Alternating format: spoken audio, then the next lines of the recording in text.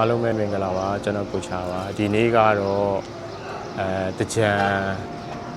ဂျုံနေ့ပေါ့နော်ဧပြီ23ရက်နေ့အချိန်ကအခု9နာရီခွဲရှိပြီပေါ့နော်ကျွန်တော်ရန်ကုန်ဘူတာကြီးရောက်နေပါပြီဒီ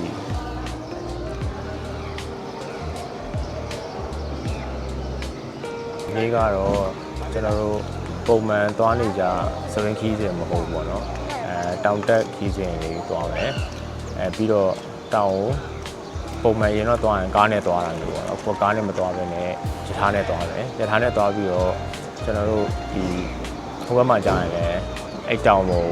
ကားနဲ့မတက်ဘဲနဲ့ခြေရင်တက်မယ်ပေါ့နော်ဒီတကြံတွင်ကတော့ဒီတောင်တက်ခီးစဉ်လေးနဲ့ပဲပုံဆုံးပါပေါ့နော်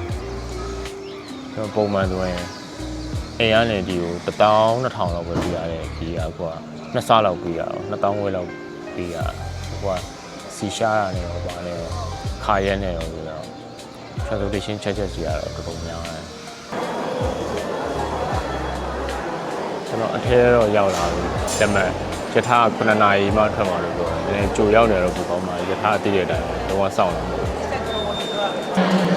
ကျွန်တော်အချိန်က6နာရီရှိပြီ6နာရီရှိရင်ကျွန်တော်တန်းစီရကျွန်တော်ခုံနံပါတ်၄က A4 ကတခုံလေးဒါယထာပြည်စဉ်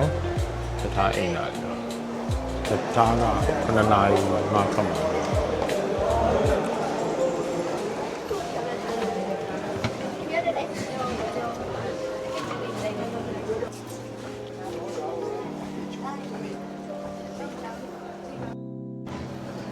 ချိန်က6နာရီနဲ့42မိနစ်ရှိတယ်9နာရီဆိုတော့စောင့်နေရတော့9နာရီအတိပါစထွက်ပါပြီချိန်ကလုံးဝတိကျ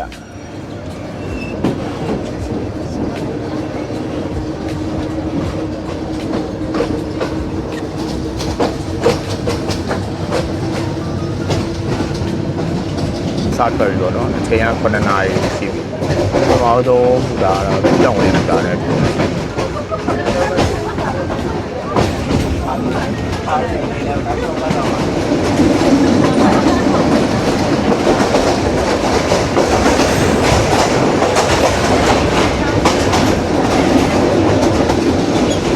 ီတော့ထွက်သွားပြီ။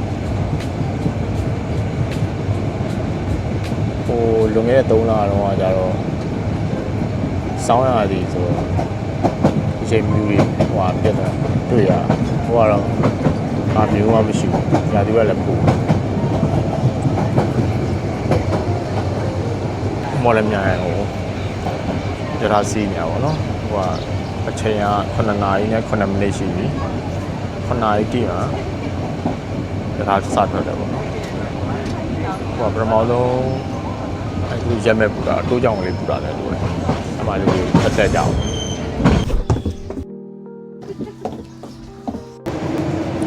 ဒါမလွာဘူးပူတာရေပန့်နေဗျာမိုက်တယ်ဗျာအဲဒီသားကြီးသွားရပြီလေကြည့်ရပြီလေဒီလည်းမိုက်တယ်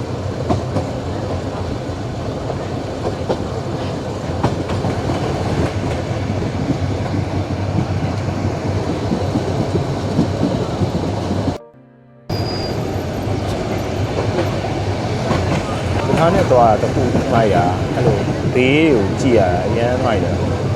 ဘေးကိုရှောက်ကြည့်ရတယောက်တည်းသွားလဲမိုက်တယ်တကယ်ချင်းပေါင်းနေတဲ့သွားလဲမိုက်တယ်အဲ့လိုယထာလက်မှတ်ကဝယ်ရတာခတ်တာဆိုကျန်တာကုန်ကောင်းပါတယ်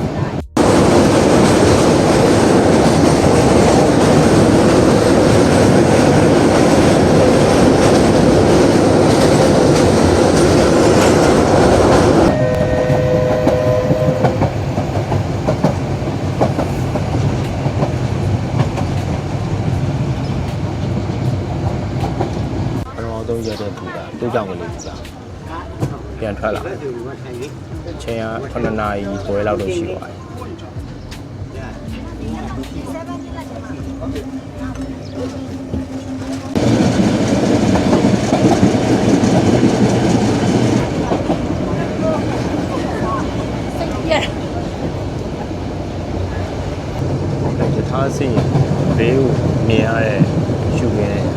ရန်သဘောကျတယ်ပုံမှန်မြင်ရတဲ့ယူရင်ပုံစံမျိုးမဟုတ်ဘူးကားနဲ့သွားရင်တွေ့ရတဲ့ပတ်ဝန်းကျင်ပုံစံမျိုးသိမဟုတ်ဘူးဒါအဲ့တူအမိုင်းဒါတိုင်းဘူးလာရောက်ပါပြီးအချိန်က9:40ဒီနေ့ဝယ်လာမိုက်တယ်တော့တိတ်ွယ်သွားအေးသွားနေရရမ်းပူနေတိတ်မကွယ်နေရထိုးဝင်ဒီဘက်ကမိုက်သွားတယ်ဘယ်မှာတော့အေးဖို့ပဲပြောလဲပါ4000ကျပ်မတာ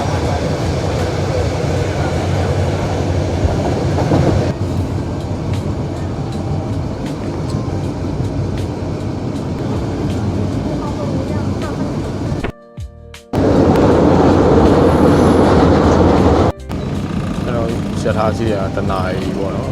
7နာရီတော့ရှိရတဲ့မှာလက်မလာဆက်တော့နော်3-5ပါတော့ပြရတယ်ပြောတာမိုးအောင်သွားညာလို့အေးသွားရှယ်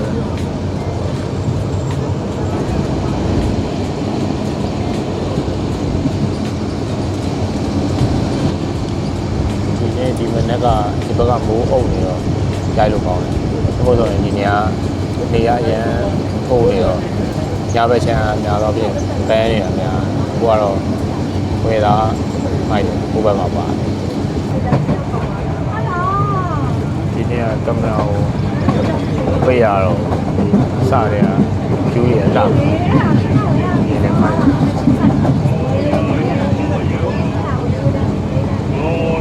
ရောက်ပဲဝုံဘူလေလာပဲကျုံပြောကြောက်ပဲဝုံ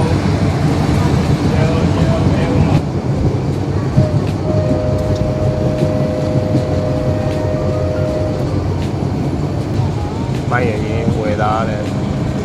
ဒီမိုက်ဒီကတော့လုံးဝစင်ပြေချုံးမွေး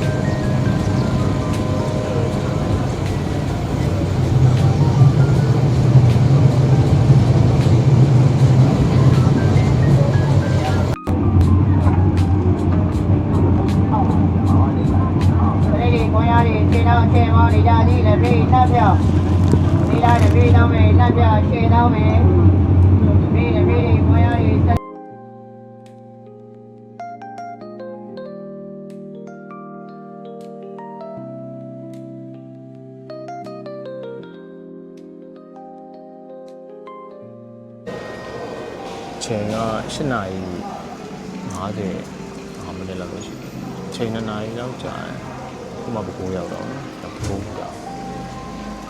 ကျွန်တော်ကဒီရမျိုးစီတော့ချိန်နိုင်ခွဲကျော်ကျော်လောက်နေရောက်တယ်။ပြီးတော့အခုကတော့ပုံမှန်သွားတော့ဆိုတော့အချိန်လည်းကြာတယ်။ကျော်စားတော့စားလက်ဆောင်ပေးဗျာဘကိုးကချိန်ပါ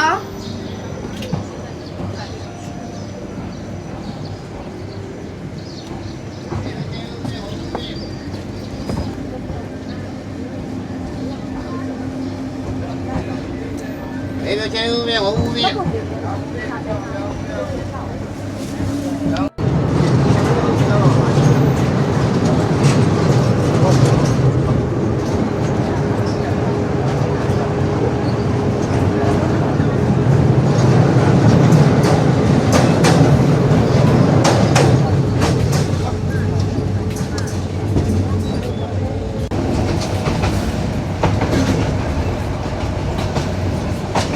လေးလေးသာသမင်းစားကိုခုနလာပြီးတော့စင်းလာကောက်သွားတယ်မဲသားတို့ချက်ကြော်တို့ပစော်တို့လည်းရတပွဲကို9000လို့ပြောကျွန်တော်တော့မဲသားနဲ့တပွဲမှာလိုက်စင်းမဲ့လာကောက်တာချက်ချင်းလာမပေးသေးဘူးပြီးတော့မင်းရတော့မပတ်သက်ရှင်းအောင်လုံးမလိုက်ငါတိုက်ပိုကင်ပိုအဲ့ဒီစားမယ်လက်ဆောင်ပေးမယ်ရွေးလုံးမှာ2000ချိန်က9နာရီရွေးလောက်တော့ရှိတယ်ဒါနဲ့နေရတော်တော်ပူသွားတယ်ဒါသေးလို့ဆိုပူသွားတယ်အခုမှပကိုးအကျော်ပေါ့ပကိုးကနေပြန်ထွက်လာနိုင်ဝက်လောက်တော့ရှိတယ်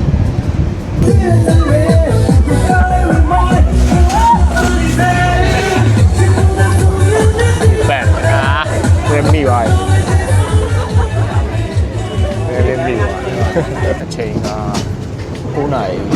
16 10 နာရီလောက်ရှိတယ်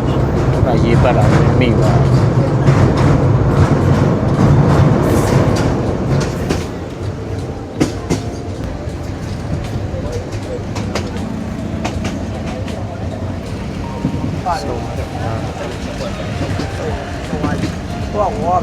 我那边。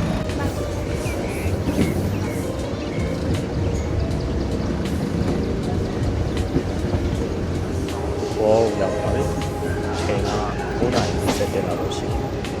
။ဘောပြီးတော့ရောက်။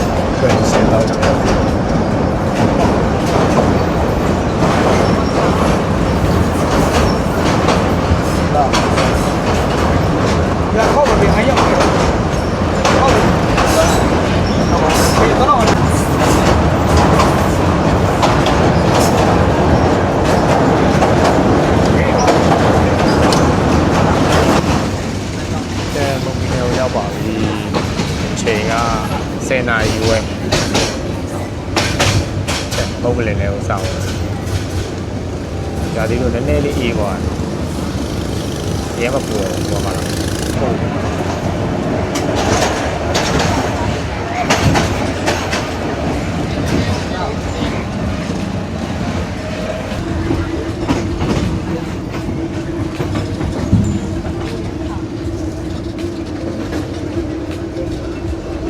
လဲတွေကိုပြင်တယ်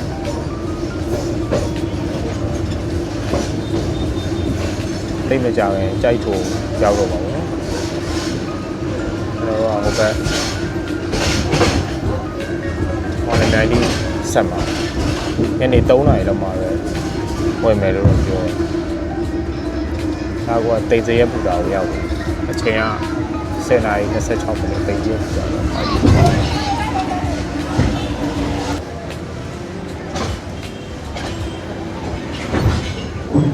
သူကတိုးကြောင်ကလေးမှာ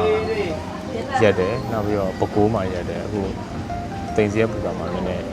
ရက်တယ်ပေါ့3 မိနစ်လောက်တော့ကြာတိတ်တော့ကြာရင်းရအဲကြံကြားပူတာရတော့မရက်ဘူးအခုတင်စီရပူတာနဲ့ပြန်ထွက်လာတယ်ဒီရေပတ်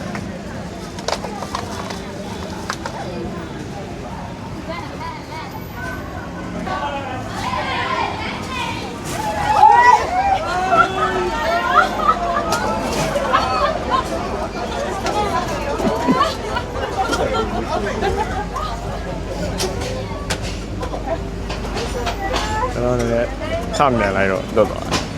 တယ်10 နာရီ 38 လောက်တော့ရာသီဥတုတော့ပြည်လာအဲဒီကမကုန်းလေးတွေလည်းရှိတယ်ကုန်းတက်တယ်ဒါကတော့ပုံမပြပြလေးတက်တော့မသိတာဘူးအားလန်းဆိုတော့တက်တယ်ဘူတာနာမည်တော့မတွေ့ဘူး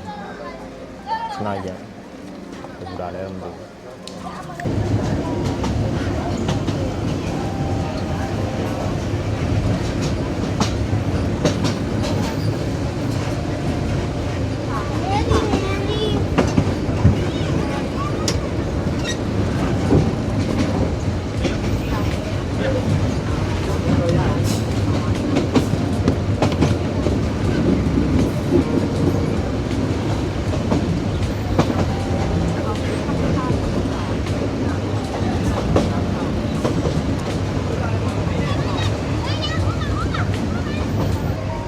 မြန်မာနာဒါနဲ့မလာသေးဘူးဖိုက်စာမဟုတ်တာမဟုတ်ဘူးအောင်ပါပါပဲ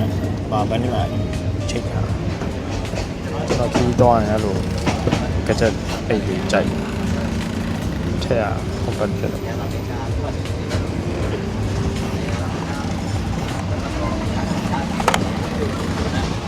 အခုထဲတာမီးရစပိတ်မီးတွေပဲလာယူလာခဲ့လိုက်တော့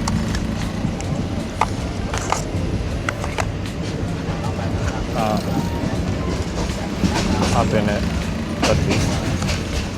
အတော့ကြည့်တယ်ထဲမှာတော့ဥကြိုင်တယ်တော့ပါဝါပဲပါဝါယူအကုန်ပါ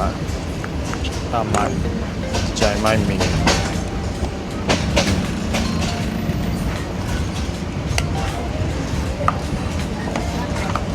တပေါ်မှာတတ်တာ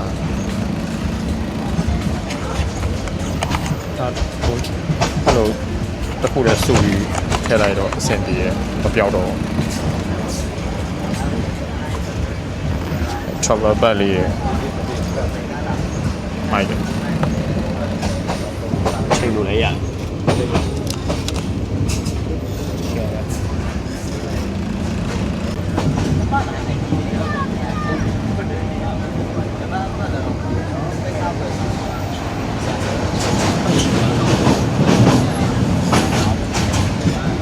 ဘုံလည်းအုပ်တော့မိုက်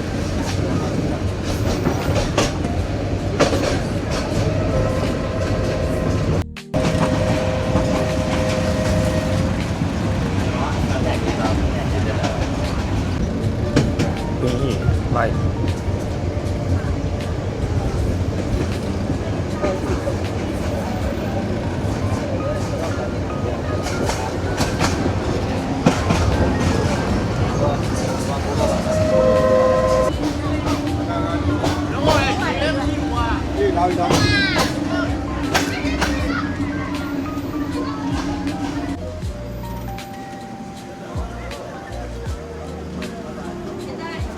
ကြည့်လိုက်တော့ကြိုက်ထုတ်ဘူးလားတဲ့အနမကြီးဘူးလား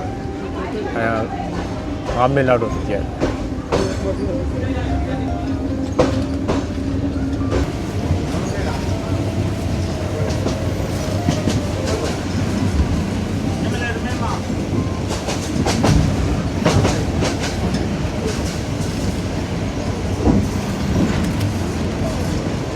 အားလုံး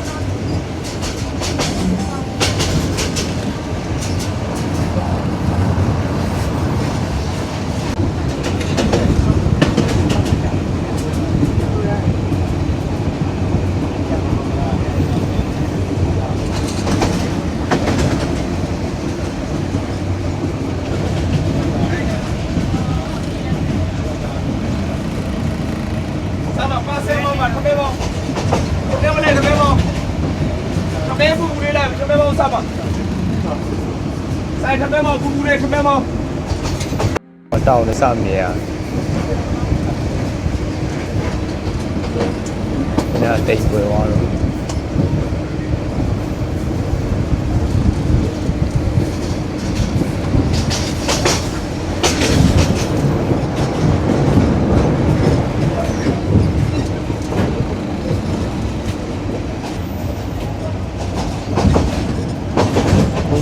ဖြတ်ပြီးတိုက်တဲ့နေရာပူနေဘူးတိုက်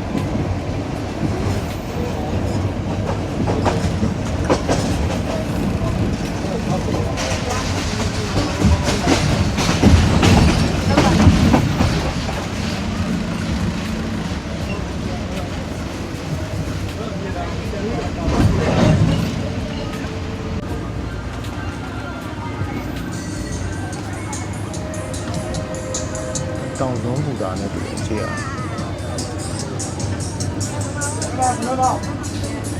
ဝဲ2500ပါတယ်ကွဲကြီးပါတယ်တောင်စုံပါထမဲမော2500ပါတယ်ထုတ်ပြီးပါတယ်ရင်တော့ရောက်ဘူးလို့မှတ်ပြီးစမ်းဖို့တော့မတွေ့ဘူးတွင်းကြီးလှတယ်ရှယ်ပဲ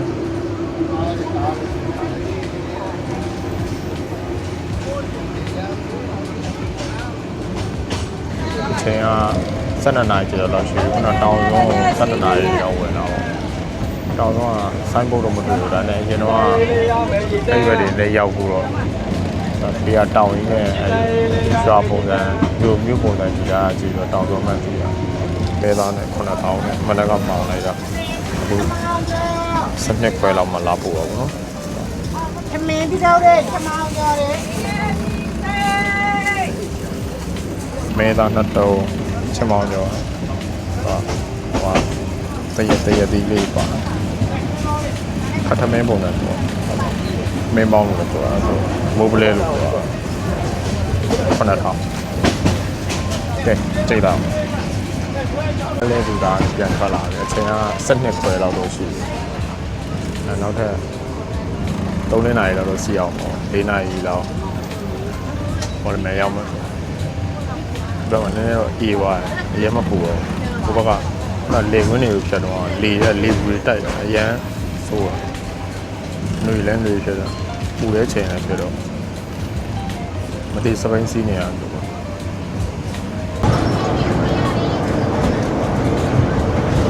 အားချောင်းလဲ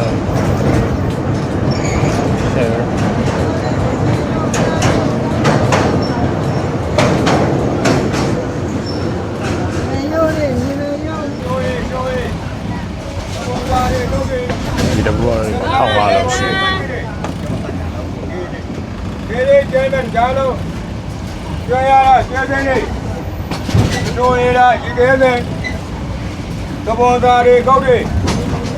ကျွေးရတယ်ကျွေးစင်းနေ ညာသူကလည်းလည်းကောင်းသွားကောင်းလိုက်တော့မိုးလည်းအုပ်သွားဟိုဘက်ဝယ်လာတော့ပူတော့ပြပြလေးအေးသွားမယ်တော့ ရိုးဆောင်စားမလာဆောင်နေ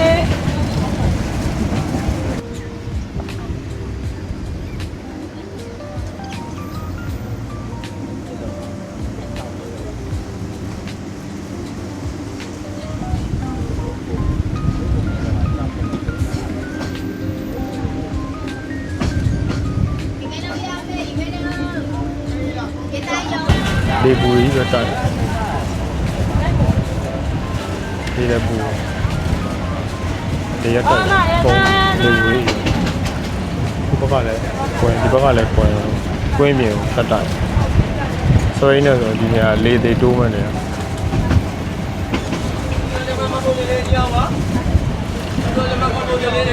အခုဆိုလက်မဆက်တာနှစ်ခါရှိပေါ့နော်ဒါနေ့မှနှစ်ခါပဲရှိတယ်လက်မလိုက်ဆက်မပုံနေနဲ့လက်မပြနှစ်ခါရှိတယ်တစ်ခါကို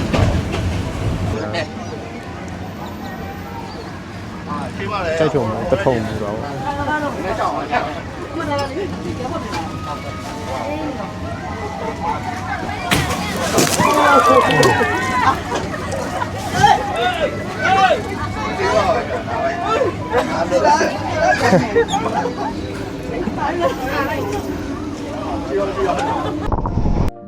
ရှေဘုံမီပါ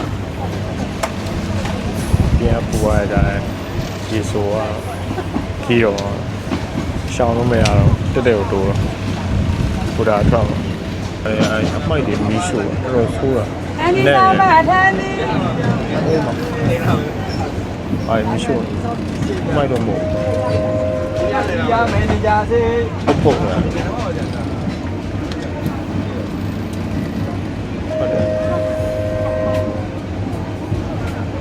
ပုံမိုင်းမီးရှို့တာ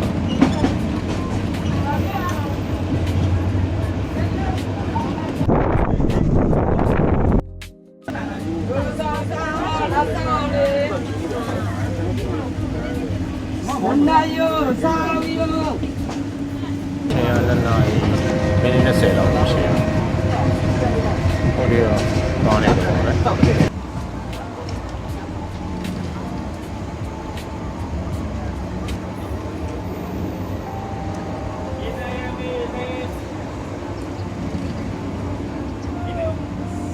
ရေတန်မေတန်ရေတန်မေတန်တော့ပူတာပူမခံနိုင်တော့ဘေးကမှန်အောင်ပိတ်ထားလိုက်တော့အပြင်လည်းမရိုက်နိုင်တော့ဟိုတော်ကြီးပါဒီပူတဲ့ခြံတက်တော့ပူဆိုးသွားဘယ်ကနေရတောက်ချောက်ပူမတရားပူတော့လူကခီး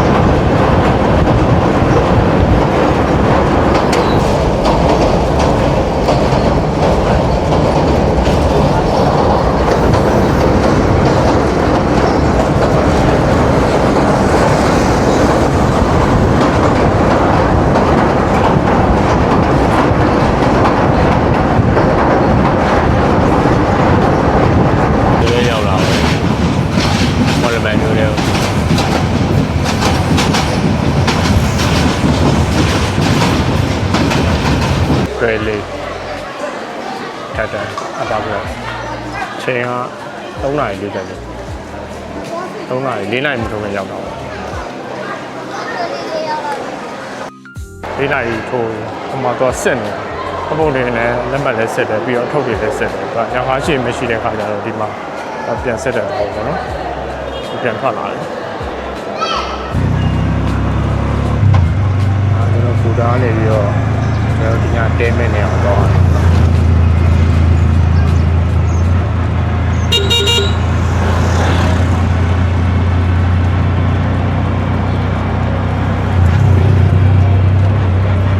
ကလေးကြားတယ်စားကြတယ်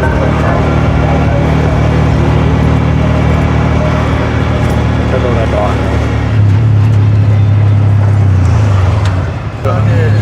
ဆိုင်ကများ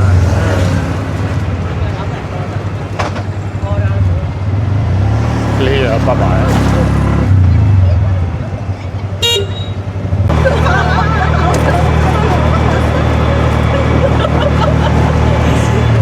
အဲ့ကောင်မူးနေရ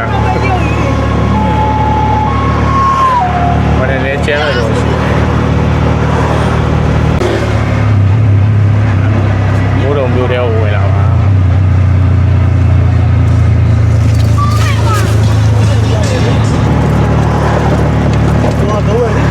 အဲ့ဒီရောတော့ရေးတော့ပဲပေါ့ဟုတ်လား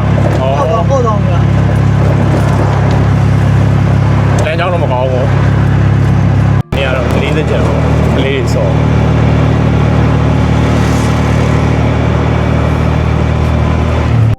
အောက်တော့ရရင်ပြမကျောင်းဆောင်အောက်ကနေရာတိုင်းမှာရှိရနော်အဲ့ဒါဒီကနေစားတာပေါ့ရပင်ရင်းပေါ့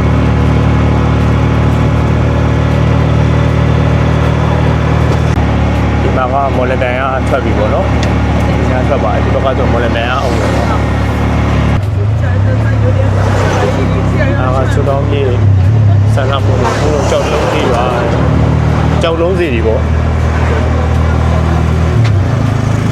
โอ้มาနေတဲ့ဒါကြောင့်မြန်မာကြောက်လို့ဟောဒါမြန်မာကြောက်ဘာလို့လဲဆိုတော့ညုံဝင်အရင်တော့ကျုပ်စစ်ကြရတယ်မလားဟောဒီလိုမျိုးနေရရောဟောဒီမှာလမ်းမြည်မယ်နော်ဟောဦးညုံရဲ့ဘန်တို့လူလေးကဒီမှာရိုက်ပါဟောဒီကိုကြီးပြောပြကျေးဇူးတင်ပါဝက်စိတ်တော့ရဆန္ဒวิชาတော့ဝက်စိတ်တောင်းတာ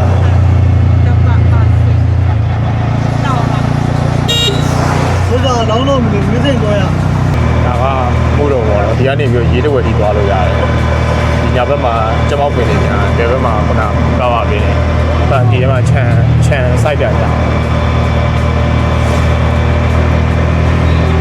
ရင်းနှကောင်ပြရတယ်။ဒါပေါ်နေတဲ့ရိုးရပစ္စည်းတွေပေါ့နော်။ဖျားထဲမှာထားမနာတာပေါ့။သူကဟိုပါပေါ့။အားလုံးကိုပြလိုက်လို့။ဟောပြလိုက်လို့လား။ပေါ်ရိုးရကြည့်တယ်ဘာလာကြည့်အောင်။အရင်ကဘီရင်နေကန်တဲ့ဒီဓာတ်တွေပါရရရောဟောပြလိုက်ကိုပြလိုက်။တရားပြလိုက်ရော။ဟောရှောင်းလည်းမရအောင်။အေးရပြော။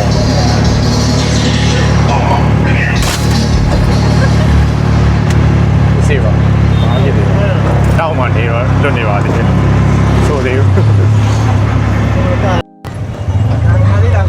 ဟုတ်တယ် nice အမှုတော့ညသေးတယ်ကျွန်တော်တို့ကြည့်အောင်မကြည့်လို့ရတော့ကတော့စီရင်နေမှုတော့မျိုးလည်းဝင်လာပြီဆိုတော့အကျိုးနေဆိုကလေးတွေဆော့ကြဒီချင်းတွေကောင်းပါသေးရဲ့ဒီတော့ဆိုသွား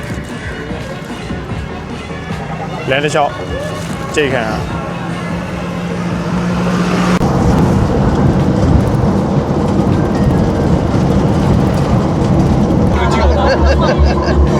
တွေ့အလိုမျိုးကိုကားနဲ့ကိုမ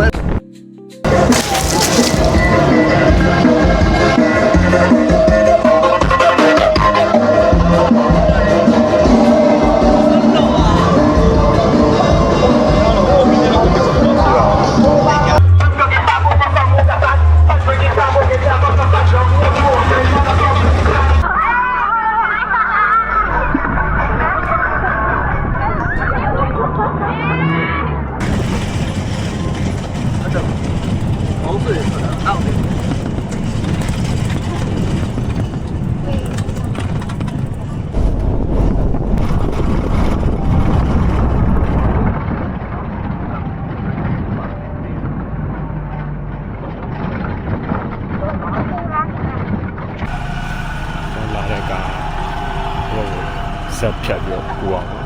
ဆက်နဲ့တော့ချောင်းကြီးရဟုတ်ပါကျွန်တော်စီးလာတဲ့ကားကိုအဲ့ဆက်ပေါ်ပြင်ပြီးတော့ချောင်းလေးကကျင်းမကျဲဘူးလည်းကောက်သွားလို့မရဆက်ပေါ်